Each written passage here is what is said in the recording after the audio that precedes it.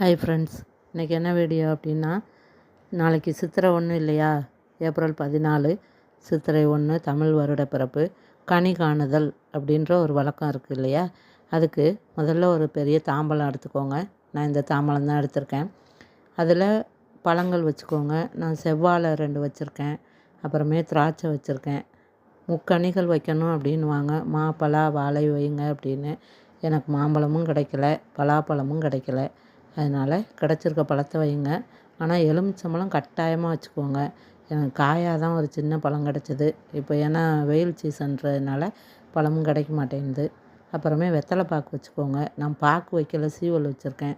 எங்கள் மாமி சீவல் தான் போடுவாங்க, அதுக்காக வெத்தலையும் சீவலும் வச்சுருக்கேன். அடுத்ததாக மகாலட்சுமி அம்சமாகிய மஞ்சள் நிற பூ வைங்க. அடுத்ததாக இந்த மாதிரி மஞ்சள், குங்குமம், கயிறு இருக்கக்கூடிய ஒரு பாக்கெட் இருந்தால் அதை கூட வச்சுக்கோங்க. இல்லை தனித்தனியாக இருந்தாலும் மஞ்சள், குங்குமம், கயிறு வச்சுக்கோங்க. மகாலட்சுமி அம்சமாகிய கல் உப்பு வைங்க. ஆனால் நிறைய பேர் நிறைய வைப்பாங்க, நான் இதான் வைப்பேன்.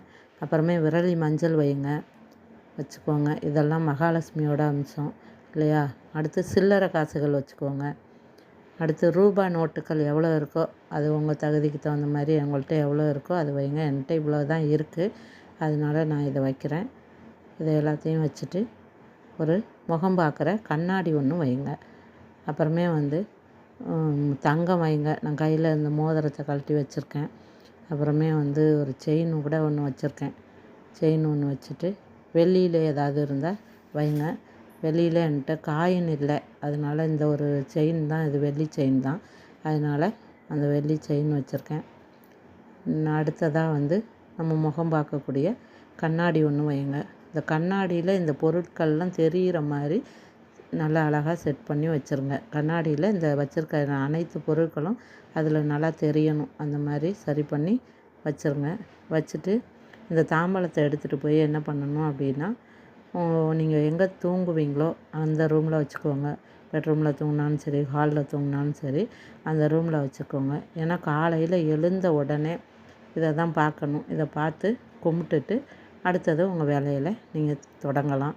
சில பேர் குளிச்சுட்டு தான் பார்க்கணுமா, சாமி கும்பிடையில் பார்க்கணுமா, அப்படியெல்லாம் இல்லை. கண் விழிக்கிறதே, கண்ணை மூடி நம்ம விழிக்கிறது இந்த தாம்பலத்தில் தான் இருக்கணும். அந்த மாதிரி பார்த்துக்கோங்க. நீங்கள் 2-3 ரூமில் தூங்குவோம், ஆளுக்கு ஒரு இடமா தூங்குவோம் அப்படின்னா ஒரு சின்ன சின்ன தாம்பலத்தில் ஒன்று கூட வச்சு எடுத்துகிட்டு போய் அவங்கவுங்க தூங்குகிற ரூமில் வச்சுக்கோங்க.